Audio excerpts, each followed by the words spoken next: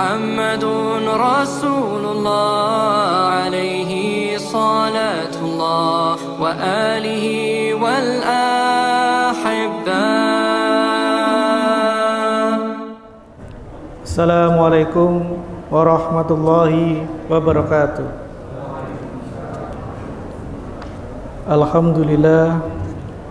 Alhamdulillahi rabbil alamin, wassalatu wassalamu ala asrofil anbiya'i wal mursalin wa ala alihi wa sahbihi ajma'in. Asyhadu an la ilaha illallah wa asyhadu anna muhammadar rasulullah. Amma ba'du. Alhamdulillah, sore hari ini kita bisa berkumpul dalam majelis ilmu, insyaallah di sore hari ini menjelang berbuka. Puji syukur kehadirat Allah Subhanahu wa taala yang telah memberikan segala kenikmatannya, kesempatan kita di hari ke-15 ya. Kita bisa berpuasa, kemudian bisa berkumpul untuk mengkaji sedikit tentang Ramadan di masjid tercinta kita, Masjid Al-Hadid. Sholawat dan salam senantiasa kita curahkan ke Nabi kita Muhammad sallallahu alaihi wasallam, uswatun hasanah kita yang telah memberikan suri toladan kepada kita. Semoga senantiasa kita bisa menjadi umat beliau yang menjalankan sunnah-sunnah beliau. Adik-adik, mahasiswa-mahasiswi Fakultas Teknik, hari ini ingin sedikit sharing terkait masalah amalan yang bisa kita gunakan untuk memakmurkan di bulan Ramadan. Sebenarnya amalan-amalan ini sudah sangat familiar dan mungkin sudah sering adik-adik laksanakan sehari-hari. Cuman izinkan di kesempatan kali ini kita mencoba untuk mengingat kembali mumpung masuk bulan Ramadan, sehingga kita bisa gas, kita bisa push. Ingat udah 15, berarti tinggal sisanya hampir separuh juga ya. Jadi kalau kita belum optimal maka akan sangat merugi. Jadi kita saling mengingatkan. Di antara amalan yang bisa memakmurkan atau yang bisa kita gunakan untuk memakmurkan bulan Ramadan ini, yang pertama adalah memperbanyak membaca Al-Quran dengan tadabbur. Nah, pertanyaan yang sederhana, sudah juz berapa sekarang? Dan kira-kira begitu. Apakah ada yang sudah juz 15? Jadi kalau sudah juz 15 berarti satu hari sudah satu juz. Tilawahnya membaca Al-Quran. Atau ada yang kurang? Yang terpenting adalah memperbanyak membaca Al-Quran dan tadabbur. Sebenarnya ada hitungan matematis yang agak ringan bisa kita gunakan, bisa kita terapkan. Itu apabila setiap habis sholat fardu itu kita membaca Al-Quran minimal 2 lembar, maka dalam satu hari itu bisa satu juz. Nah, yang terbiasa, yang sudah rutin itu akan sangat ringan, mudah selesai gitu. Yang belum agak perlu dipaksa, yaitu dengan cara setelah sholat fardu kita duduk sebentar untuk 2 lembar. Kalau belum memiliki hafalan yang mudhin, membaca Al-Quran 1 juz itu paling tidak kita memerlukan waktu 60 menit. 1 jam itu baru bisa 1 juz. Kalau yang masih terbata-bata, Allah menjanjikan pahala yang berlipat-lipat. Jadi sebenarnya di sini memperbanyak bacaan Al-Quran dan tadabburnya ini tidak ada berapa lembar minimal atau berapa ayat minimal atau berapa maksimalnya, tidak ada. Cuman menurut para ulama, mengkatamkan Al-Quran itu tidak boleh lebih cepat daripada 3 hari untuk 30 juznya. Kalau untuk kita yang ada di kampus, belajaran ya di dalam bulan Ramadan ini minimal 1 hari 1 juz. Kalau ternyata tidak bisa ya 1 lembar, tidak apa-apa. Yang penting ada proses membaca Al-Quran melebihi dibandingkan bulan-bulan lain selain bulan Ramadan, sehingga di situ ada improve amalan yang bisa kita gunakan di bulan Ramadan. Karena setiap satu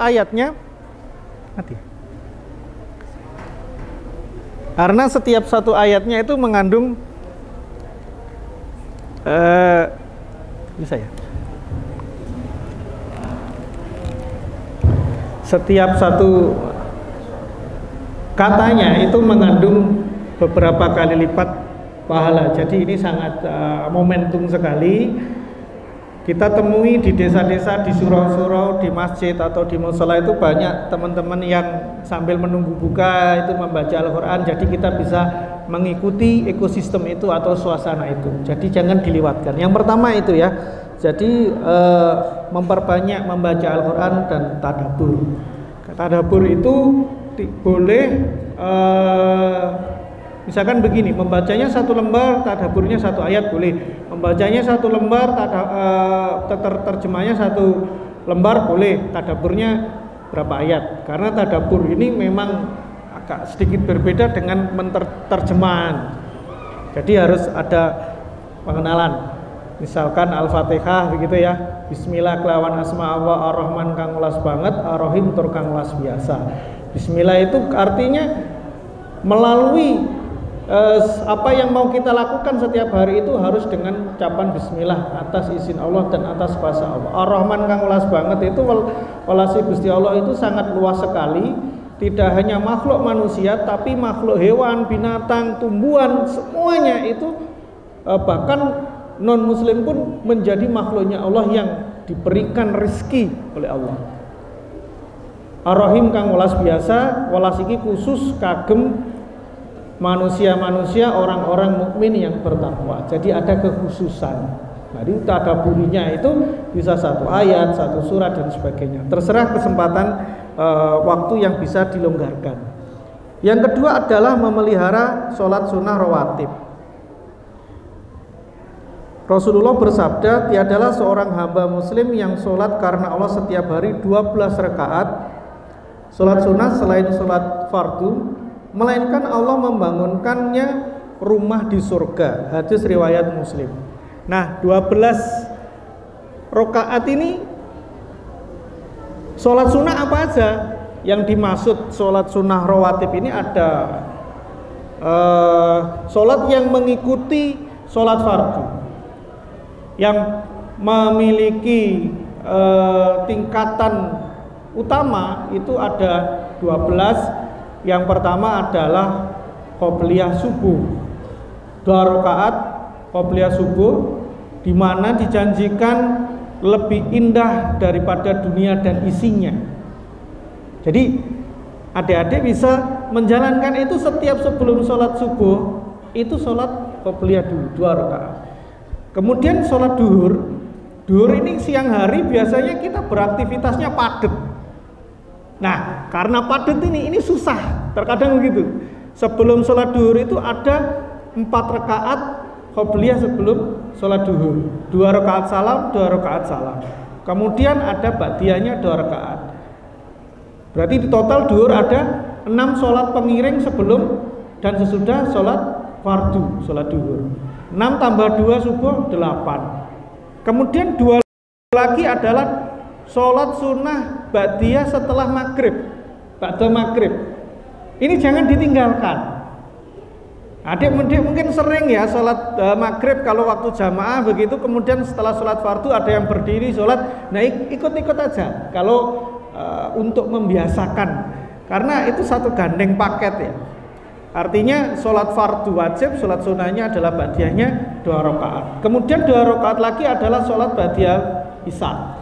Jadi setelah sholat isya ada 2 rakaat sholat sunnah, sehingga kalau di total ada 12 rakaat sholat rawatib. Apabila kita bisa menjalankannya, insya Allah sesuai dengan janjinya Allah dalam hadis yang diriwayatkan oleh muslim, maka Allah akan membangunkan rumah di surga. Mudah-mudahan kita bisa menjalankannya ya di tengah kesibukan kita. Kalau lupa gimana Pak? Yang namanya lupa tidak kena hukum, jadi ya kita beristighfar. Kalau lupa hari ini tidak bisa, mudah-mudahan besok bisa. Semampunya. Yang paling memungkinkan itu sebenarnya qobliyah subuh karena pahalanya yang sangat luar biasa, kemudian ba'diyah maghrib dan ba'diyah isya. Yang duhur ini yang paling susah. Kecuali adik-adik menyempatkan sholat duhurnya itu sebelum jamaah dimulai, jadi nunggu. Nah, sambil nunggu itu bisa. Itu susahnya. Kira-kira di tengah-tengah kita kuliah, kadang kan mepet jam kuliahnya, belum sama duhurnya mepet kan, kira-kira begitu ya. Nah, semua apa yang kita lakukan itu sudah ada takaran yang ditakdirkan sama Allah, oleh Allah. Jadi kalau bisa kita jalankan. Kemudian amalan yang ketiga yang bisa kita gunakan yang untuk menyemarakkan Ramadan adalah mengerjakan sholat duha 2 rakaat. Kapan waktunya sholat duha ini? Sholat duha waktunya tergelincirnya matahari setelah suruk ya. Jadi ada lagi sholat nanti setelah kita sholat subuh itu kita diminta melakukan amalan. Di sini ada yang namanya amalan berzikir setelah sholat subuh sampai matahari terbit, lalu sholat 2 rakaat. Sekarang ini kira-kira sekitar pukul 5.30 itu terbit matahari ya. Artinya dari ba'da subuh sampai 5.30 itu kita bisa melakukan amalan ini. Itu amalan yang ke-6, nanti saya bahas. Kemudian setelah itu sholat 2 rakaat. Nah, setelah sholat 2 rakaat itu nanti ada jeda beberapa menit sholat duha sampai sebelum masuknya sholat duhur. Jadi sholat duha itu begitu. Sholat duha adalah sholat yang dimana sholat itu orang-orang yang selalu kembali kepada Allah. Kenapa disebut orang-orang kembali kepada Allah? Coba Anda bayangkan, di tengah-tengah kesibukan, jam kantor, jam kuliah, kesibukan kita belajar, kesibukan kita mungkin presentasi, ujian dan sebagainya, kemudian Anda mengingat Allah. Sini sangat luar biasa dengan sholat sunnah 2 rakaat. Ada beberapa riwayat 2 rakaat boleh, 4 rakaat boleh, 6 rakaat boleh, 8 rakaat boleh, maksimum di 12 rakaat. Terserah senggangnya adik, tersenggangnya waktu, kira-kira mau berapa rakaat. Kalau bisa jangan ditinggal. Kalau paling gampang, paling amannya itu adalah sebelum berangkat ke kampus.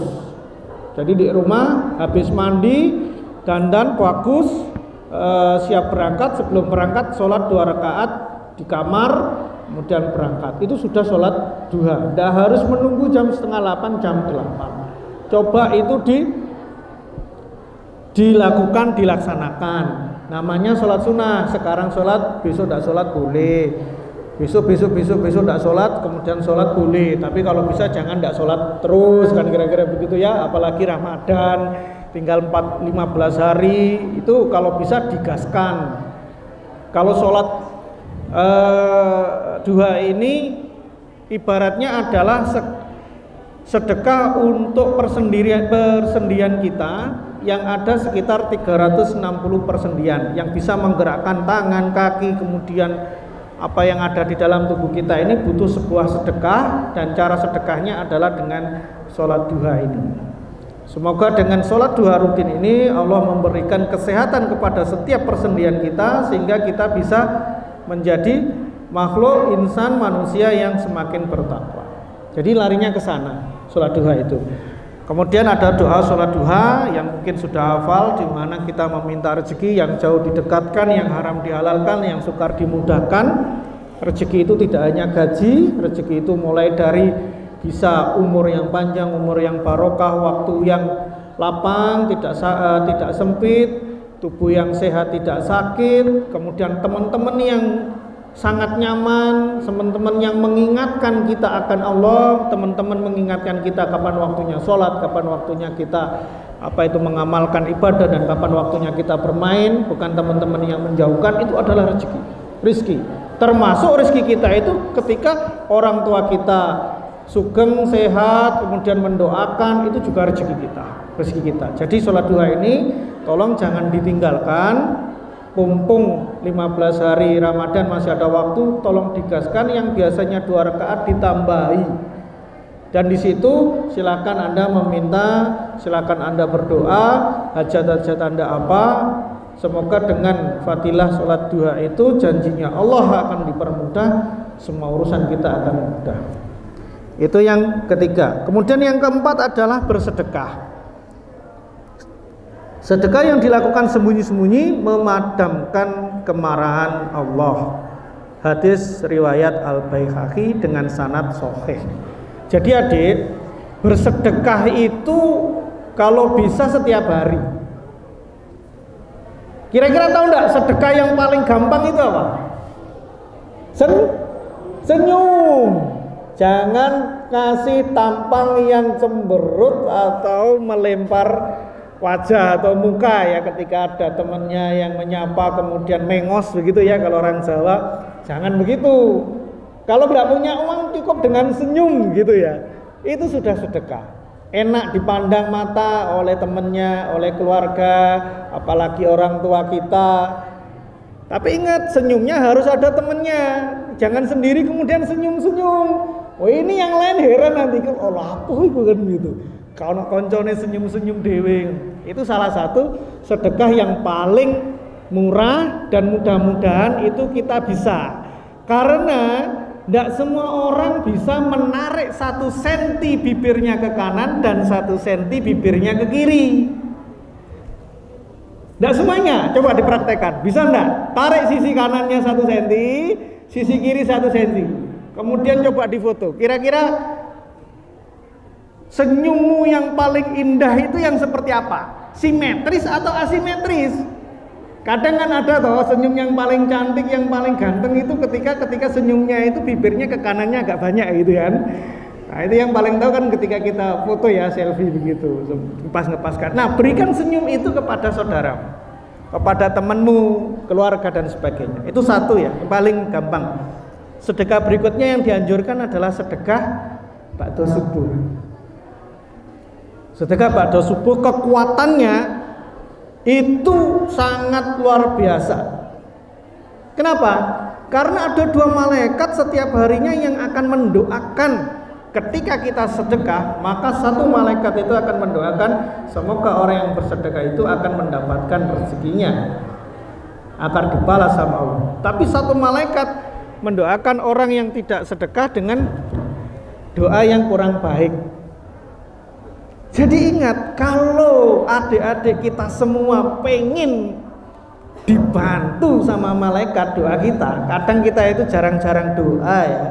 Doanya juga nggak tahu mustajab apa enggak kan begitu ya. Amalan kayak begini, tinggal aku kayak gini, minta surga, misalkan begitu ya. Pengen nilai bagus, nanti kalau lulus IPK tinggi, cepat kerja, menikah dengan istri yang solehah, kira-kira begitu. Tapi dengan amalan-amalan kita ini mungkin enggak. Maka kita butuh bantuan.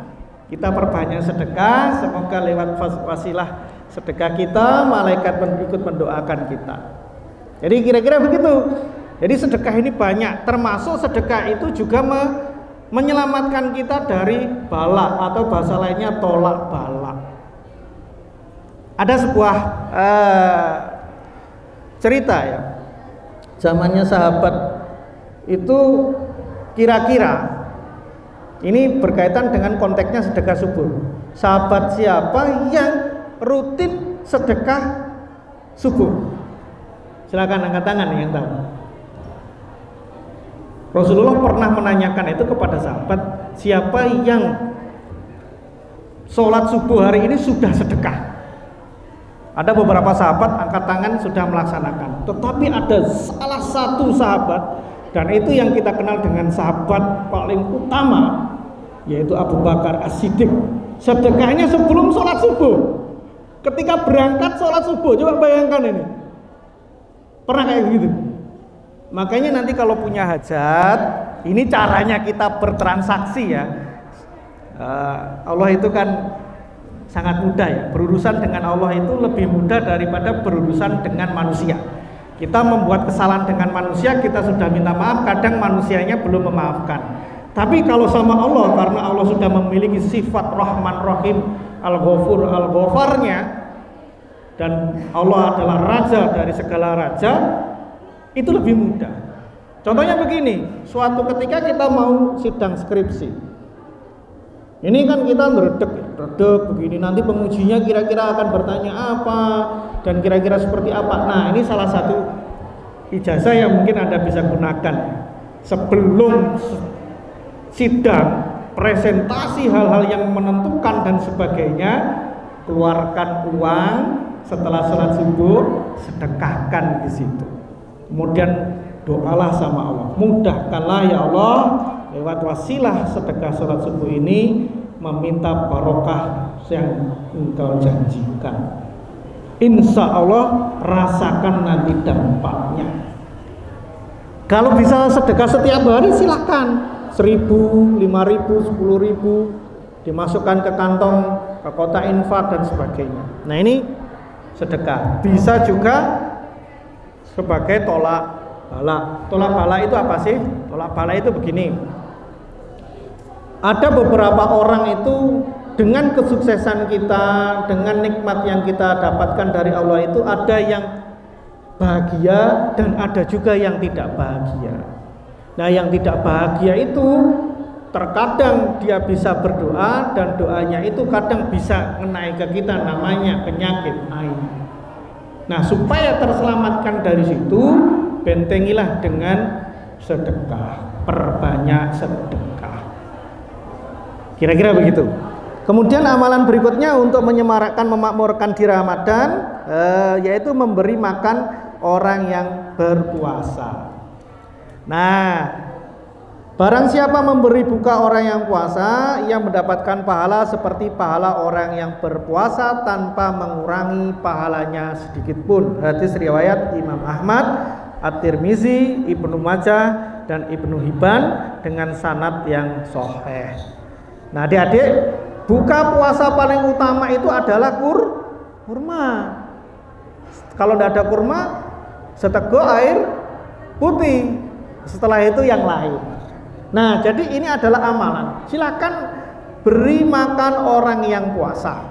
Nah, berhubung masih mahasiswa, dulu Pak Endra juga pernah bergabung dalam pasukan FPI, Front Pemburu Iftar. Kira-kira begitu ya. Waktu saya mahasiswa, Masjid Al-Hadid ini belum ada. Dulu musola kecil, tidak ada bukanya. Jadi waktu mau buka kemana? Lari ke Masjid Raden Patah. Di sana dikasih buka, kurma ada, teh anget ada. Kemudian kalau nasinya dinampan, satu nampan itu mas untuk berlima dan sebagainya. Menunya apa? Campur, kadang ya urap-urap, ayam, ikan bakar, lauknya dan sebagainya. Pemburu.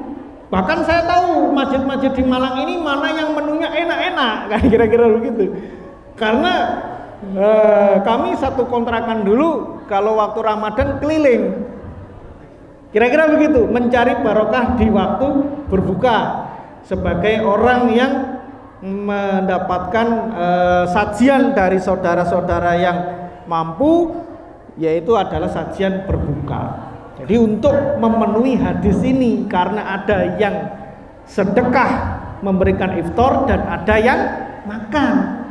Coba bayangkan kalau banyak yang memberi dan tidak ada yang makan, kira-kira hadis ini bisa jalan apa enggak? Enggak bisa. Makanya fasenya ketika mahasiswa kita mungkin akan menjadi yang makan. Kira-kira begitu ya. Sepakat dengan itu ya. Gak apa-apa, saya dulu juga begitu. Tapi setelah nanti Anda bekerja, adik-adik semuanya sudah bekerja, sudah mandiri, punya uang, niatkan sebagai front pemberi iftar.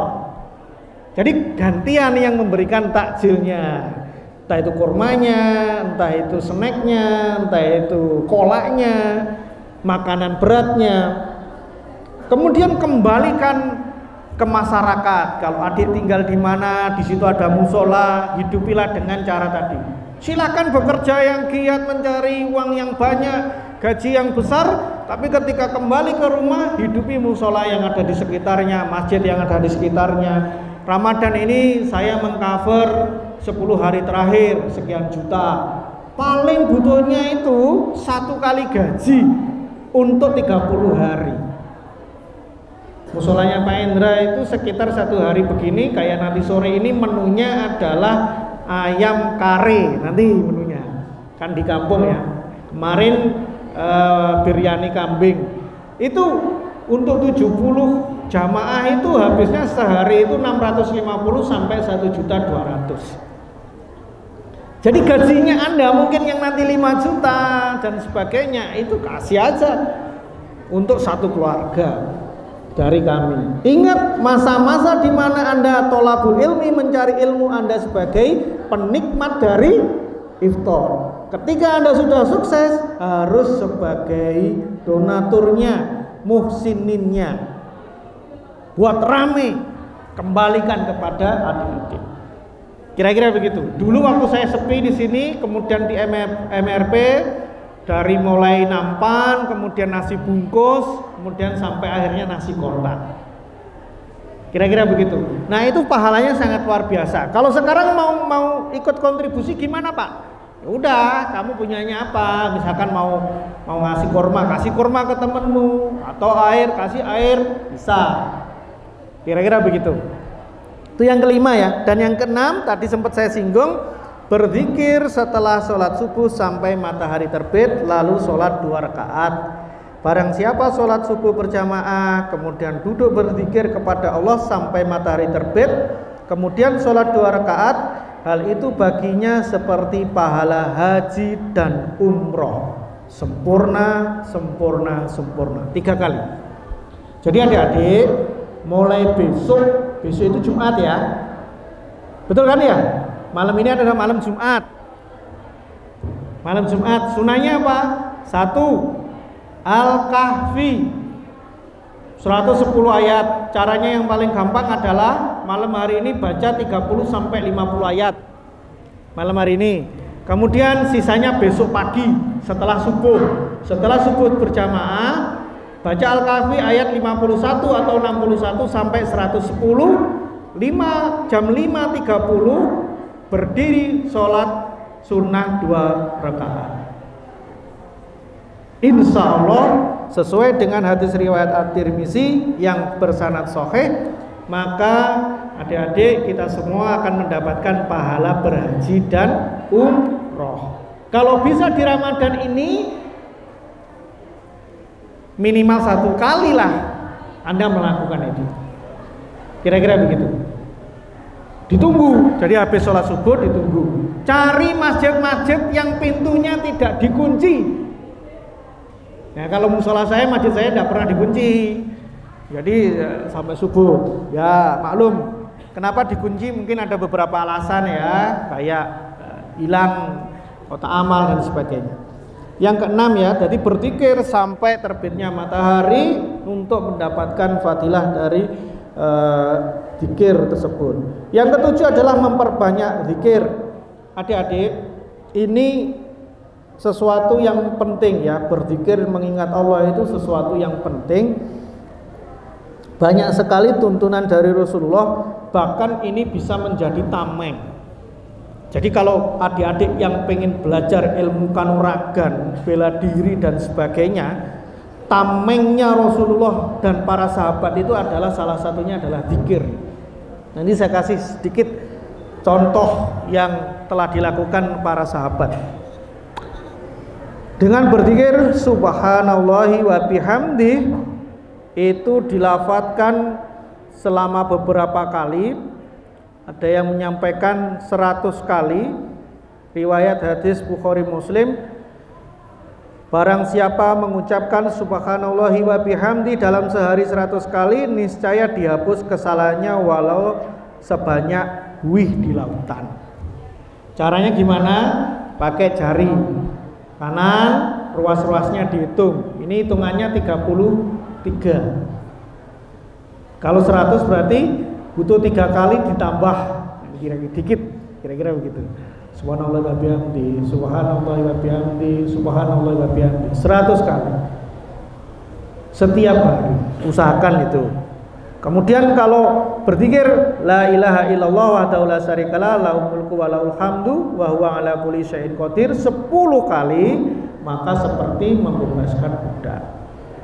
Ada zikir-zikir yang itu bisa menjadi tameng kita dari gangguan jin, setan, orang-orang yang dolim ke kita, orang-orang yang mengirim tenung dan sebagainya, itu lewat situ. Kalau Rasulullah itu ketika meruqyah atau berzikirnya itu caranya begini, dibacakan surat ayat kursi, kemudian surat kulhu, falak, anas 3 kali. Caranya begini, kemudian setelah selesai ditiup, kemudian diusapkan ke seluruh tubuh. Nah, itu kalau sebelum tidur. Caranya begitu. Allahu la ilaha illa huwal hayyul qayyum, kemudian qul huwallahu ahad, ditiupkan, kemudian diusapkan ke seluruh tubuh. Nah, ini kalau nanti adik-adik sudah punya keluarga, ketika ada adik punya putra putri kecil, kemudian setiap sore nangis, biasanya ada gangguan jin, cara meruqyahnya juga begitu, melalui zikir. Kemudian ada satu zikir yang bisa digunakan, mungkin sering mendengar juga, bismillahilladzi la yadurru ma'asmihi syai'un fil ardi wala fis sama'i wa huwas sami'un alim. 3 kali pagi sama sore, itu sama juga kalau dalam ilmu kanuragan itu tidak mempan. Ibnu Qayyim mengatakan barang siapa yang berzikir pagi sama sore itu ibaratnya memakai baju besi. Semakin sering kita berzikir, baju besinya akan semakin tebal, sehingga baju besi itu bisa melempar anak panah. Jadi mari di bulan Ramadan ini kita perbanyak zikir. Satu zikir yang disunahkan adalah istighfar. Nanti ya, dilanjutkan yang nanti. Yang kedua adalah sholawat. Istighfarnya berapa kali? Ada yang meriwayatkan 70 kali. Rasulullah beristighfar per harinya 70 kali. Ada yang meriwayatkan 100 kali. Silakan dilaksanakan 70 atau 100 kali. Kalau Pak Endra kayak prefernya 100 kali lah. Kita itu masih banyak sekali kesalahan. Istighfar, perbanyak istighfar. Kemudian bersolawat kepada Rasulullah. Berapa kali? Sebanyak-banyaknya. Allahumma sholli ala sayyidina Muhammad wa ala ali sayyidina Muhammad, boleh. Shallallahu ala Muhammad, boleh. Allahumma sholli ala Muhammad juga boleh. Banyak yang bisa diambil. Itu contoh-contoh amalan yang bisa kita laksanakan di Ramadan. Mungkin itu dulu. Waktunya sudah cukup, Mas ya? Kurang? Oke. Baik, mungkin itu ya adik-adik, saya review sebentar tadi. Membaca Al-Quran, sholat sunnah rawatib, sholat sunnah duha, bersedekah, memberi makan orang yang berpuasa, kemudian sholat subuh berjamaah, dilanjutkan dengan berzikir dan sholat 2 rakaat, itu sekitar jam 5.30 pagi. Jadi mulai dari subuh duduk zikir, jam 5.30 baru sholat 2 rakaat. Kemudian perbanyak zikir, istighfar dan sholawat. Itu yang bisa kita lakukan untuk memperbaiki amalan-amalan kita. Amalan-amalan kita itu tidak akan pernah bisa membawa kita ke surga. Yang bisa membawa kita ke surga adalah ridhonya Allah semata. Dengan kita menjalankan amalan-amalan itu, harapannya Allah ridho karena kita menjalankan perintah Allah. Jangan pernah menghitung banyaknya zikir maka bisa menggantikan oksigen.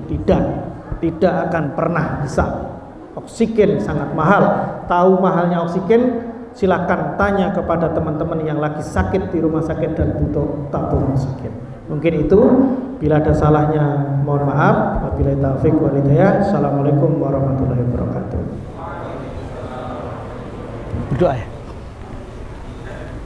Bismillahirrahmanirrahim. Allahumma sholli ala sayyidina Muhammad wa ala ali sayyidina Muhammad walhamdulillahi rabbil alamin. Allahumma ghafir lil muslimin wal muslimat wal mu'minin wal mu'minat al ahya'i minhum wa amwat innaka sami'un qaribun mujibud da'awat. Ya Allah, Kumpulkanlah kami dengan orang-orang yang Kau ridhoi.